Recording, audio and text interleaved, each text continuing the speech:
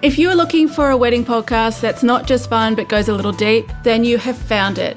We're the Feel Good Wedding Podcast by Polka Dot Wedding, and my name is Dorothy, and I am also known as Miss Polka Dot. I am the founder and editor of Polka Dot Wedding, and I have been writing about weddings for 16 years. The Feel Good Wedding Podcast dives a little deeper than the stories. Of course, we tell the stories. We tell plenty of them. But we're also talking about vendor advice. We're also talking about business advice, and we're also diving a little deeper beyond those stories. We're diving into the mistakes and the I wish I dids, and the problems and the qualms that these couples have, and that vendors have too. We've got so much in store. We're jumping into season 2, and we can't wait to have you along for the ride. Keep on listening, and we'd love to hear from you, so make sure you stick around.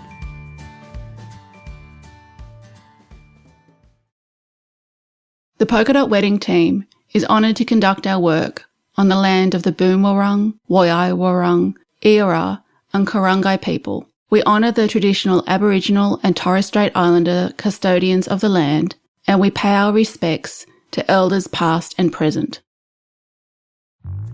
Hello and welcome back to another episode of the Feel Good Wedding Podcast. I am thrilled today to be joined once again by our specialty blog editor, Mary, otherwise known as Miss Rose. Now, Mary is chatting to a very special guest today about something crucially important to weddings moving forward. Mary, can you tell me a little bit about your guest and the subject you're chatting about today? Hi, Miss Polka. Thank you so much for having me back. I'm so excited to be diving into our interviews and chatting with our guests yet again. I was lucky enough to speak with Kris McKee of Kris McKee Floral Design, who is one of our wonderful directory members. Kris had such wonderful advice and words of wisdom around sustainability within the wedding industry, specifically when it comes to wedding flowers. She gave me some terrific thoughts about how couples can choose their flowers and work with their florist to be eco-friendly. And not only that, she also gave me some wonderful tips on how other floristry businesses can practice sustainability when it comes to creating wedding flowers. So this is a really important issue, and I'm so excited to share Kris's talent and wisdom and our fun chat with you and all our listeners. I'm really passionate about this subject, so I'm so excited to get into it. So let's go. Let's dive in. Hello today, Dotties. It is Miss Rose or Mary here from Polka Dot Wedding, and I am so very lucky to be able to chat with one of our beautiful directory members today. It is Kris McKee from Kris McKee Floral Design. And look, Kris is based in the inner west of Sydney, and her floristry is just divine. We have fallen very in love with it, and we know that you will too. But we're really excited to get to chat to Kris today all about her beautiful business and herself. So look, Kris, if you wanted to tell us about your business and what inspired you to become a florist, and thank you also for coming on our podcast today. Thank you. Thanks for asking me. It's an honor, actually. And this is my very first podcast interview ever. So this is very exciting. It is. My business is obviously named after myself. I started my business, just under 2 years ago.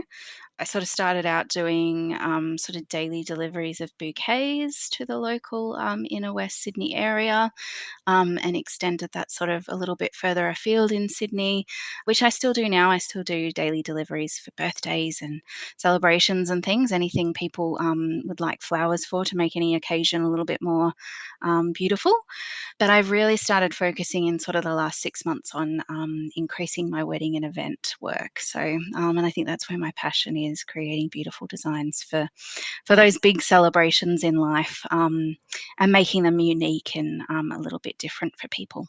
Absolutely. That's so beautiful. There's something about creating or seeing even flowers for weddings that it's so emotive and it's so personal. So it's just beautiful, and I'm really excited for you that you found that calling and that passion. I did see that you actually were a nurse for about 20 odd years. Is that right? Yeah. There was something that you've mentioned to us that, you were talking about how that career path has really shaped who you are as a florist, in terms of really taking note of the personal touches and how small things can mean so much to someone just from being in like that caregiving industry, and how you've brought that into being a florist. And I thought that was really, really special and really unique. So that's a little part of, I think, who you must be as a florist and as someone to work with. And I just thought that was really lovely, and I wanted to throw that in there.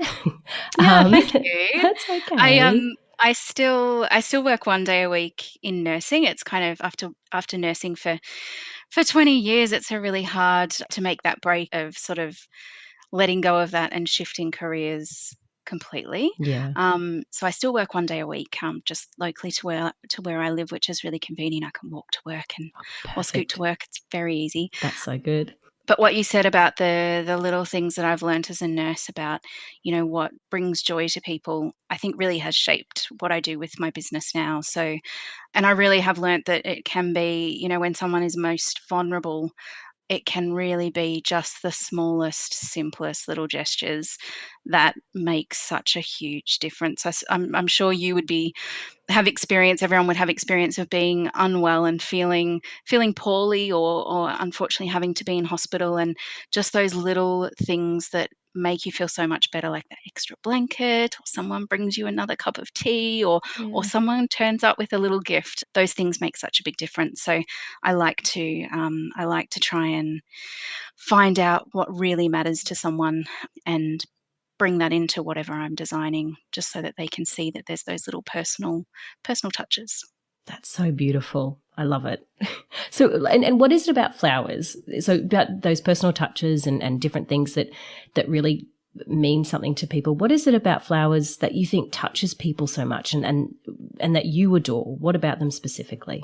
It's a really interesting question. I think in part it's a bit of a mystery, really. I mean, it's obvious that you look at flowers and they're so, the colors are so beautiful, and some of the shapes are so interesting and intricate and unique, that it's just really, really quite thrilling to look at some flowers close up and really examine them. So there's that interest point, and of course the bright, beautiful colors. If they've got a scent, that's really beautiful. Sort of, can lift your mood up a little bit if you've got like a beautiful smelling rose or something sitting in front of you.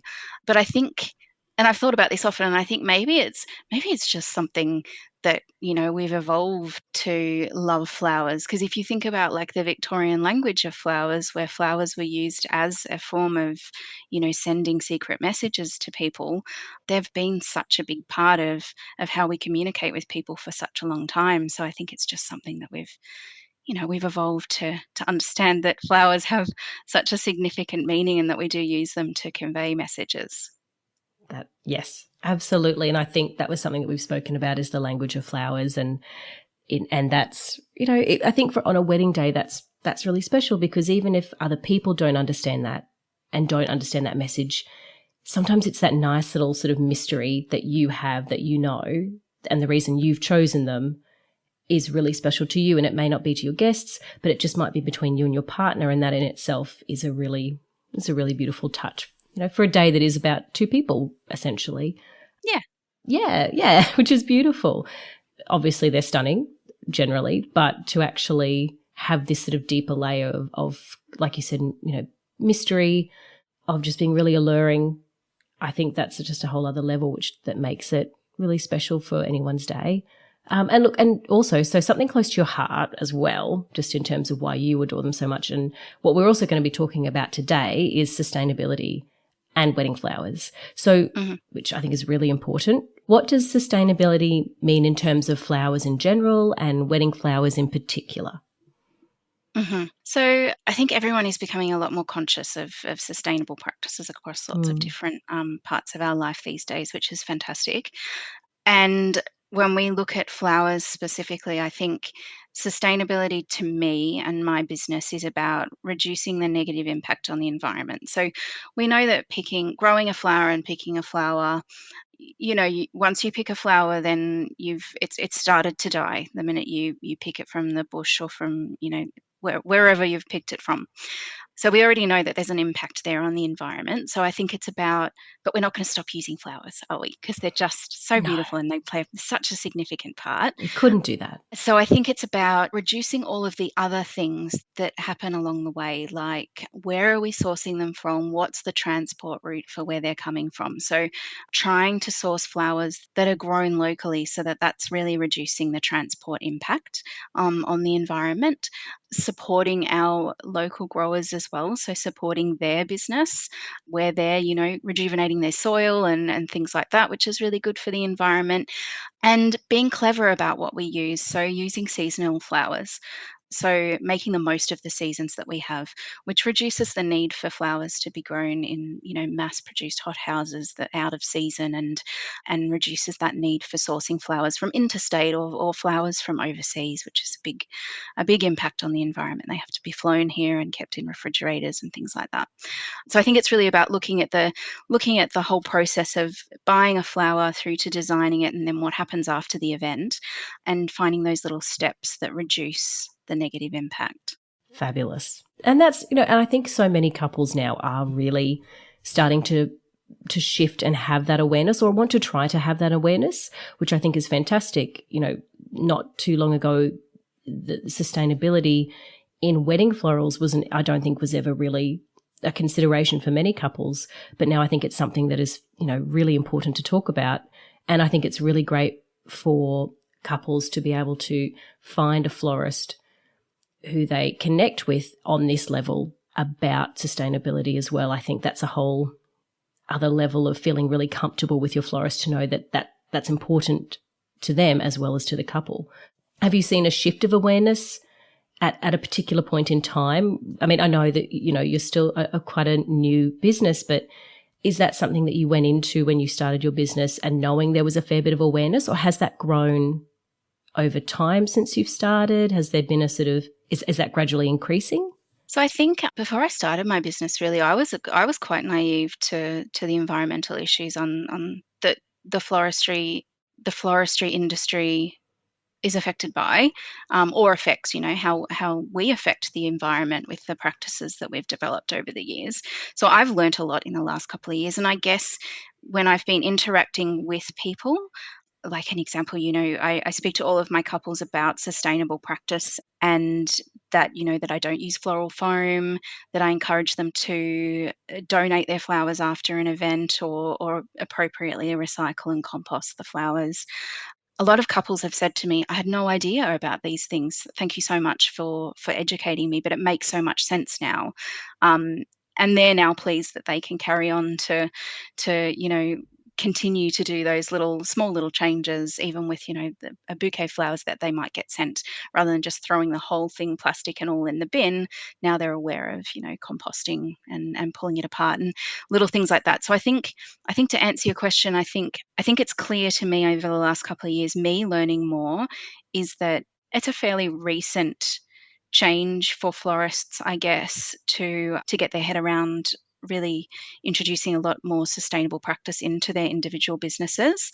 There's certainly a lot of talk about it at the moment. You see on social media, there's a lot of florists that are sort of saying, "I'm foam free," posting and educating their audience about sustainable practices. So I think it's definitely increasing over the last couple of years for sure. And that's terrific. I think that's a really important part of the industry when there is so much consumerism within the industry. If it's something that you, as couples, they can feel a bit better about in terms of everything that they're planning for their wedding day.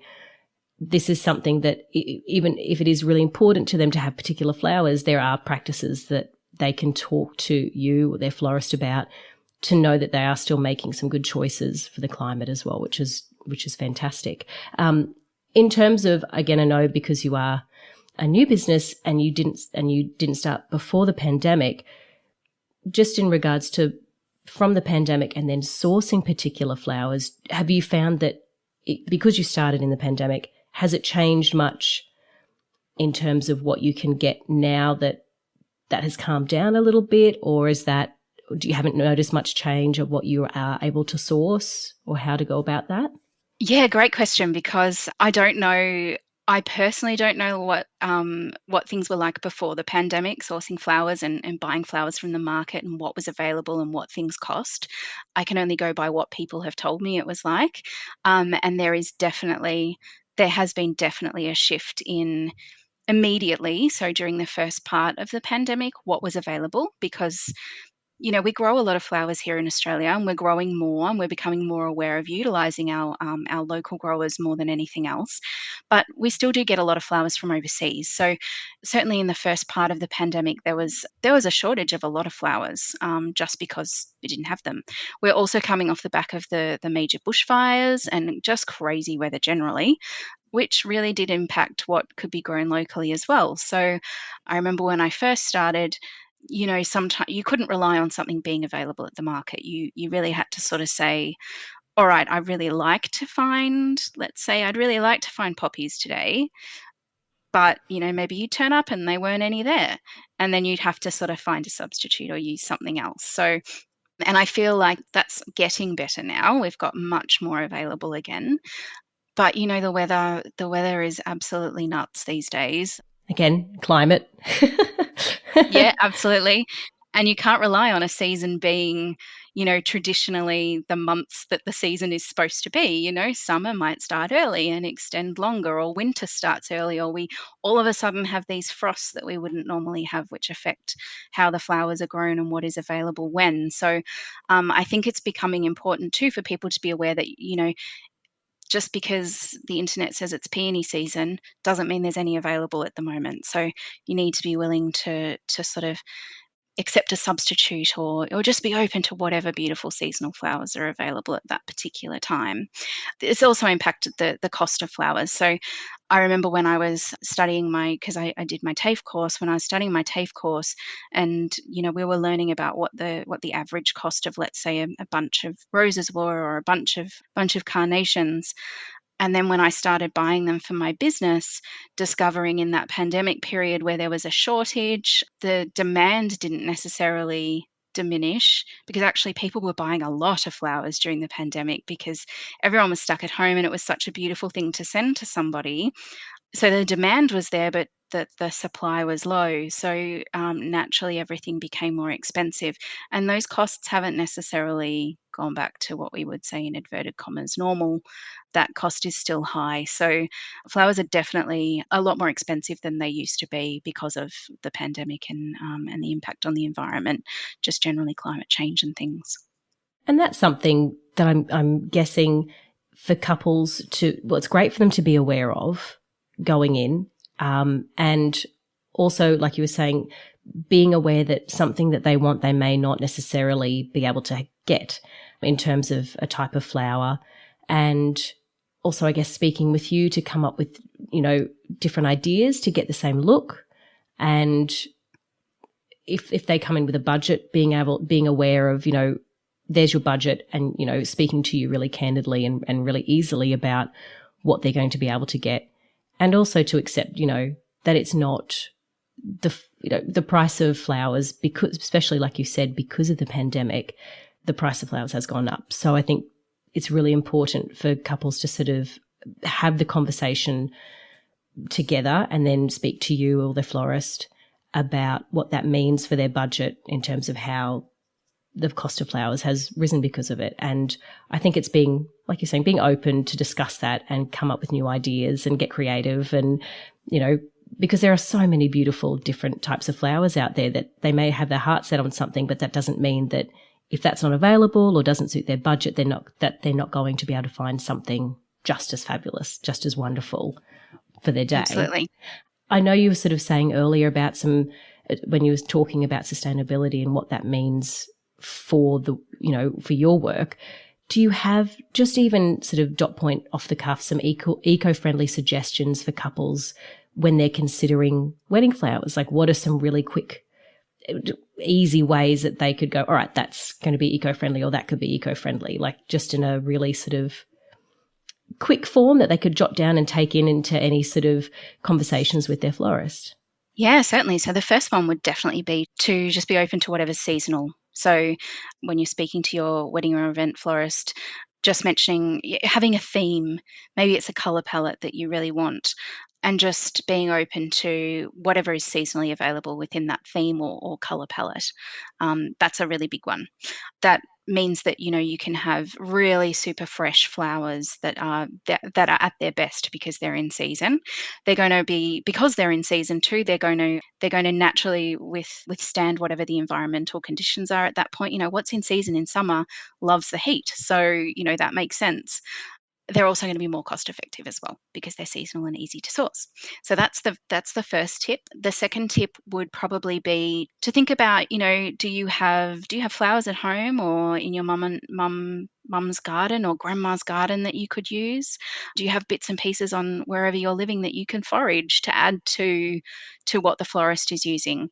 I'm doing a wedding in April down in the Kangaroo Valley, and the couple they live on a large property and they're foraging quite a bit of the foliage themselves, which has two meanings. So it's off their land, which is absolutely beautiful, and it means something to them. It's what they've grown, but it's also reducing the overall environmental impact because I'm not sourcing it from anywhere else, and it's making it more cost effective for them as well. So sustainable for their budget too, because I only have to buy a little bit of extra foliage for, say, the bouquets or those things that are going to be, immediately and close up in photos.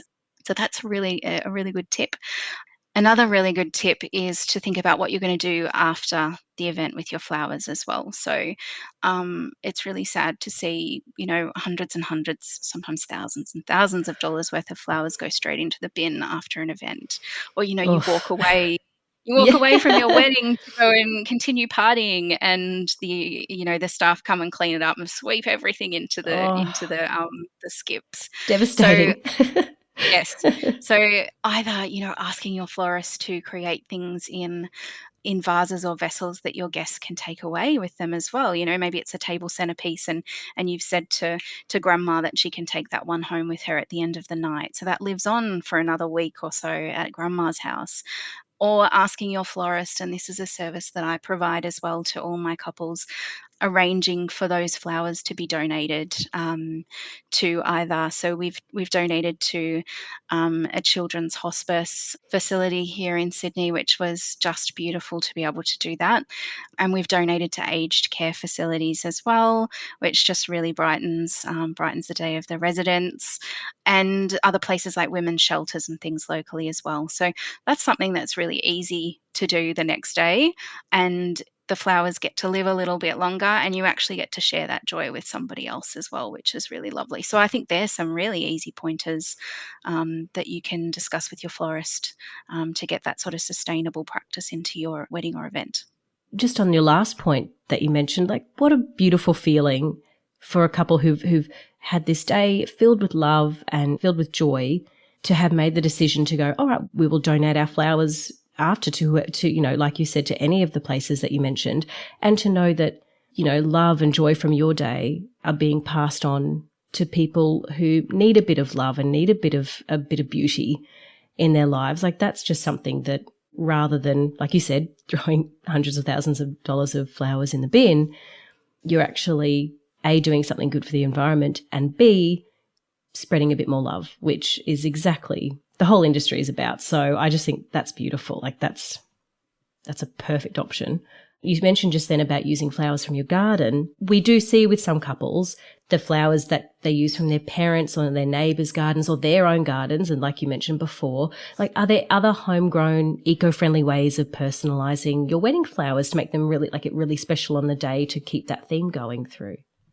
Yeah, so another really good option is to utilize vases or vessels that you have yourself. So, maybe your mum or your grandma have a collection of beautiful vases that have been in the family for years and years. Maybe you grew up. If you're I'm an incredibly sentimental person, so that probably comes through in a lot of the answers Which is to perfect. questions. That's what we love. That's absolutely what we're about here at Polka Dot Weddings. So I love, I love the idea that you grew up looking at grandma's vase on her dining table, and you could maybe incorporate that into your special day. Or, that your mum has a great collection of clear glass vases that can be utilized across any type of theme, really, that she's okay with you using, perhaps, or dad's okay with you using the vases. That's a really great way. I offer, and a lot of florists would offer, like a hire situation. And I can't stop buying vases. I've just I've just like become obsessed with sourcing beautiful vases. So I have a lovely collection of vases that that my couples Very can hire. handy. Yeah, but utilizing your own is a great way to bring in some of those beautiful sort of, in inverted commas, homegrown options into your wedding or event, and reduces the impact on your budget as well. Which is what I'm sort of going to ask next in terms of budget. Like, as we did mention, the cost of flowers has risen, and for couples is making sure that your flowers are sourced and created as sustainably as possible in terms of adding to their flower budget. I know it's hard to tell when you don't sort of have it, in front of you exactly what couples are asking for, but is that a substantial add to the budget, or is that something that is worth it when you think about the sustainable and environmental side of that? Mm-hmm. So I would have to say, and again, obviously it depends on what we're creating and the designs that we're creating, but generally, I think it has the opposite impact on your budget. So, saying I want seasonal flowers means that I can go to the market and I can know what your budget is. Okay, so I've got that in my head. I know that we're going to spend X number of dollars on the arbor, and the vases are going to be X number of dollars each. So I have that information with me. I can go to the market and go, all right, well, there's no pressure to buy a million bunches of toffee colored roses or masses of hydrangea, which are really quite expensive. So I can go, all right, seasonal. All of these things here in front of me are beautiful and seasonal and unique. Because they're seasonal, their price tag is not as much as those flowers over there. So I'm going to utilize all of this stuff here, and it means that I can put even more into your arbor because they're a little bit cheaper because they're seasonal, and we're going for something that's maybe not as popular or trendy, not because it's not beautiful, but it's just not what you see in en masse across Instagram, that you're saving dollars there. So you're getting Yeah. more for your money as well. Also, because I don't use floral foam, I use vases and chicken wire and tape and things like that that are more sustainable, or have in a lot of cases zero impact on the environment. I don't have to budget into the costs, things like foam and plastic trays for the foam blocks to sit in, and how are we going to secure that foam to something, and all of those other little bits and pieces that add up on your budget as well. So definitely using more sustainable vessels and vases and structures and mechanics is just more cost effective generally. So, and a lot of the stuff that I do, when I'm creating an arbor or I'm creating a hanging install, God, I'm making it out of stuff that I have at home already, like I've got bamboo from leftover from something, and I can recreate that into a structure that we can hang something from in the ceiling. So I'm reusing things, and I keep these structures afterwards as well and continue to reuse them. So you're not having to factor into a quote a brand new structure that has to be bought from somewhere, or just little things like that. So I think, to answer your question, I think overall being more sustainable is actually more cost effective. That's terrific to hear, because absolutely that is the direction that I think a lot of businesses really would like to take in terms of what they provide for their couples for their wedding. And you mentioned a few of your sustainable practices. Are there any other actions that you take with your wedding blooms, or even your business, that you find are great sustainability wise, or are as eco-friendly as possible? Yeah, so reducing the plastic that I use. All of my bouquets are wrapped up without plastic. They're water packed, but the little bags on the bottom of the stems to keep them fresh are all biodegradable. I pack with recycled paper towel or newspaper. So little things like that, where it's recycling where you can, but it's stuff that gets thrown in the bin and will be biodegradable at the other end, stuff like that. So making sure that I recycle everything as well. Unfortunately, a lot of flowers from the market still come in plastic sleeves.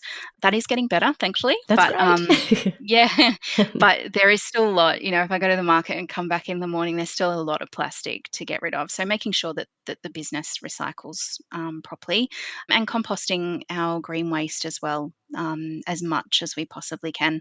We're in the inner west of Sydney. It's really difficult to compost, but I have a little garden. We have a little compost. There's also a community garden down the road as well that take compost. So they're just little things that I'm trying to do in the business to sort of reduce the negative impact on the environment too. And you have mentioned floral foam a little bit here. So can you just tell us why is floral foam so detrimental to the environment? Mm-hmm.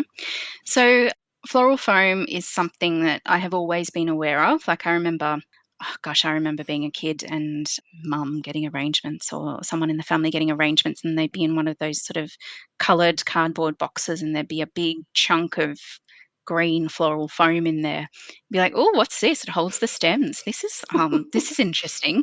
And it just sort of became something that, you associated with some floral arrangements if it wasn't a sort of just a bouquet of flowers wrapped up in paper. And for those listeners who aren't aware, floral foam is actually quite a new invention. So it was invented by a gentleman in 1954, and it really did change the floral industry. So it allowed for, and the purpose of it was to create a rigid sort of structure for the stems to sit in. So where you stick a stem in the foam, it stays there, which is fantastic for some designs because you don't want the flowers to shift around. You put, a big cluster of roses facing out and in a big dramatic fashion, you want them to stay there for the entirety of the event. It was also a great water source. So the floral foam bricks, when you pop them in water, they suck up, I think, like 40 times their volume or something. It's massive amount of water, which means that you can kind of do your design and leave it and be confident that those flower stems have a water source.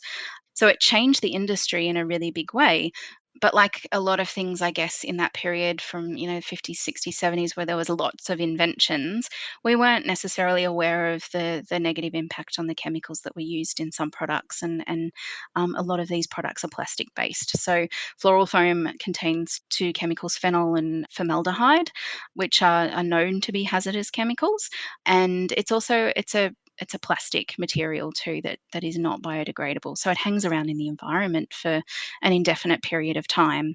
And we know that the foam, when we're soaking it, you soak it in a big vat of water, and then you've got to put that water somewhere. So if that gets tipped down the drain, that will make its way into the ocean eventually. And we do know there is research to show that floral foam chemicals are hazardous to aquamarine life. So that's one of the massive impacts that it has on the environment.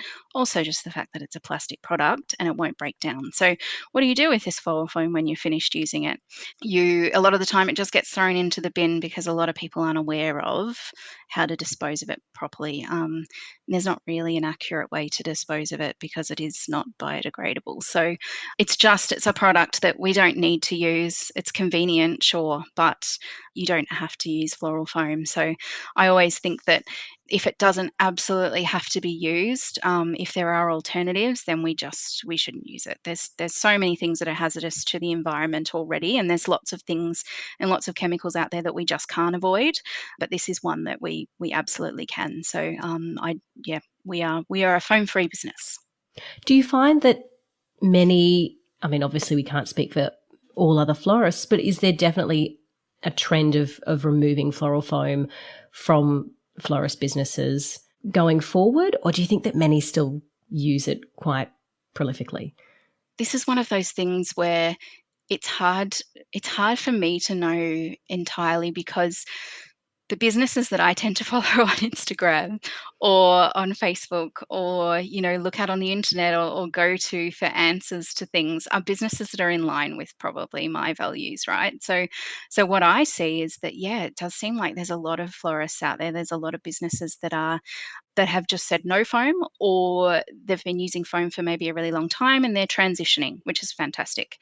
But working freelance as well on some weddings, I do tend to see that there are a lot of florists that still do use floral foam. And in some cases that might be just because that's the way that they do things and they're not going to change their practice. In other cases, it might be that it's just the most time effective way of doing something at that particular point in time. But I guess I'd like to hope that there's a growing number of businesses that are changing their practice to definitely, if not to completely remove foam, but to definitely reduce the use of foam. But yeah, I think there's still a lot that do use quite a volume of foam. Yeah. Just on that topic of being floral foam free and how important that is to different clients, different couples planning their day and picking their florist. And you also mentioned that you do follow people on Instagram who are more aligned with your values. And what advice would you give couples when deciding on a florist for their wedding day? So my advice would be, so search social media, look for businesses that stand out, florist work that stands out to you, whether it's that they do a certain type of modern design that your eye is drawn to, or that, that all of their work is utilizing flowers that you've never seen before, perhaps. Those are probably the first things that are going to draw you in, and then I would suggest having a look at their profile a little bit further. What are their values? Search for something that is in line with what your values are. If you're trying to be, let's say, more cost effective with your budget, or just purely focusing on what is more sustainable, or reducing the impact on the environment. And then delve a little deeper, have a look at their About Me page on their website, get a bit of a feel for them, and then don't be afraid to reach out and just ask them some questions. Don't be afraid to say, do you use floral foam, or is it an option for me to have a completely floral foam free? It's all those I F's. know. It's a tongue twister. I'm going to start that one again. Don't be afraid to reach out to a florist and actually just ask them, is it possible for my wedding to be completely floral foam free? And they'll tell you if they can do that or not. And if they can't, then they're not the florist for you, and you go and ask somebody else. But I'd also encourage people to ask the question, because if it's a florist that does use a little bit of floral foam still, and they're getting all these inquiries from couples saying, would you do my wedding without it? Then that is going to actually change their practice. So they're going to get evidence that from their inquiries that lots of people don't want to use foam anymore, and then they're going to reduce the amount of foam that they're using. And that's only a good thing. So I guess the main advice is there to not be afraid to ask. Just ask. You're paying your florist to create something that you want. You need to be able to communicate exactly what it is that you want, or work with them to find out, what that looks like. And if they're not the right person for you, then you find somebody else. And what advice would you give to other florists on that point about asking the question and actually even putting it in front of other florists of, hang on, wait, actually this is something that couples are wanting. What advice would you give to other florists looking to adopt more sustainable practices in their business? I think what I've found from florists that do use quite a lot of foam still is that it's for a couple of reasons. So it's either because they're uncertain about finding a really good water source that doesn't use foam. And there's those nerves around, if I create this design, I want to make sure that it's topped up with water, and it's going to get enough water to stay alive. Or it's just that it's so much quicker. Maybe I've got 2 weddings booked for that weekend. It's so much quicker for me to just do this in foam. Which is true, foam it's very quick to make a design into. It does take a little bit more time to prep your vases with chicken wire or whatever else you're using, a little bit more time. I think it's about practice. So for me, I immediately decided after I finished my study that I didn't want to use floral foam. So it did take me a little while to do some research on different mechanics, and some time to learn how to properly use chicken wire in different shaped vases so that it does hold the stems for you and you can rely on it. So it does take a bit of time to practice, and I would suggest, if there's a florist listening to this that wants to reduce the amount of floral foam they're using, you don't have to do it overnight. It's not a matter of, I'm throwing out all of the foam that I have in my garage now and I'm not going to use it. It's about slowly doing something. So even if it's a wedding that you would have used 100% floral foam for, maybe try using 80% or 60%, and then doing some of the designs, making up some of the designs in vessels with chicken wire, and while you're learning to perfect that mechanic a little bit so that it does become a quick process for you. So that would be my advice. Like anything in life, you don't have to go, it's not black and white. You don't have to go, all right, well, I'm just going to shove that to the side now, and now I need to learn something completely new. Slowly integrate the practice, because if you're using 20% less foam, then that's 20% less foam that you would have normally used that's now not needing to be, put into the earth and sat there for thousands of years, not breaking down. And something's better than nothing, isn't it? It's, it's just that little bit of something that that you've started to do, even if it's not the full process, like you were saying, at least you're taking steps. And I think from my understanding of speaking to quite a few florists now in the business, like you're a pretty warm, friendly bunch. And I think that if anyone's sort of wanting to delve into the more sustainable realm of floristry, I think asking questions of other florists would be another great way to sort of build that into your business. Like, don't be afraid to reach out to, if you're following someone on Instagram or on their page and can see that they are using sustainable practices, if you want more information, I mean, reaching out to learn about that, I think would be, a really way to connect you with other businesses who are in the same boat or who are a bit more advanced than you are, but just, helping each other out. I do love that sort of aspect of the wedding industry, that we're all pretty loving and happy and want to share our wisdom. And I think that's something that other florists could reach out if they're not too sure where to start. Yeah, 100%. Yeah. Always, if you find someone that's doing something that you find interesting, if anyone sort of saw something that I'd done on Instagram and wanted to reach out and say, how did you do that? Or how did you make that stay in that shape? Or how did you hang that on there? I'm not going to ignore it. I'm happy to help. Why wouldn't we? Exactly. Yep.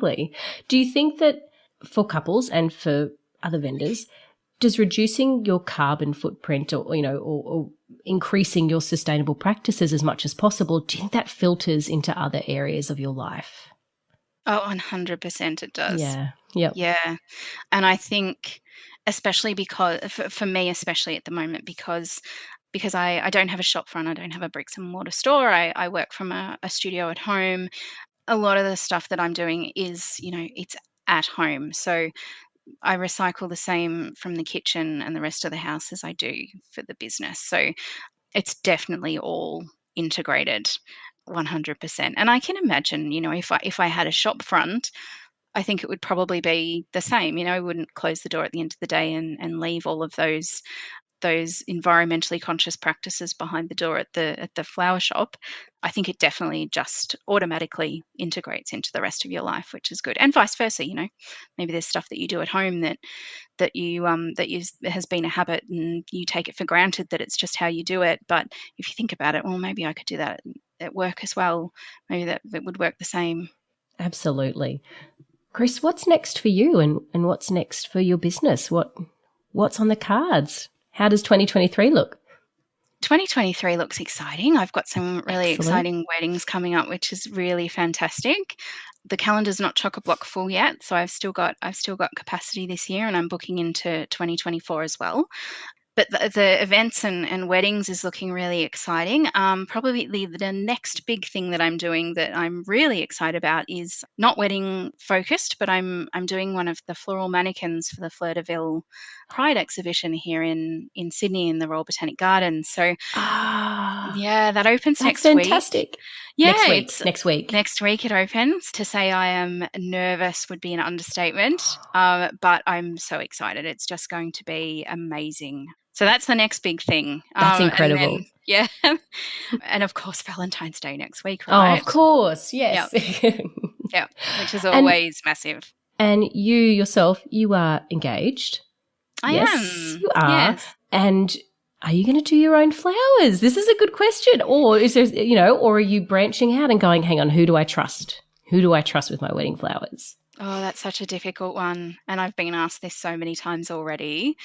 Oh, I think my initial reaction to that question is I'm doing them myself. Mm-hmm. Yep. But the rational part of me says I don't want to do them myself. I don't want to be stressed out. I want to have a relaxed day. But can I let go of that need to be in control enough to let somebody else do it? And that vision that you probably have. Mm-hmm. Of how they're going to look. And could you relax enough having had let that go? is also the I know. is that's also it. look. Yeah, so I'm not sure yet. That's a work in progress. Yeah. Watch this space. Mm. I'm invested now. I think we all will be invested now. Will Look, she do her own flowers? will she do her own wedding flowers?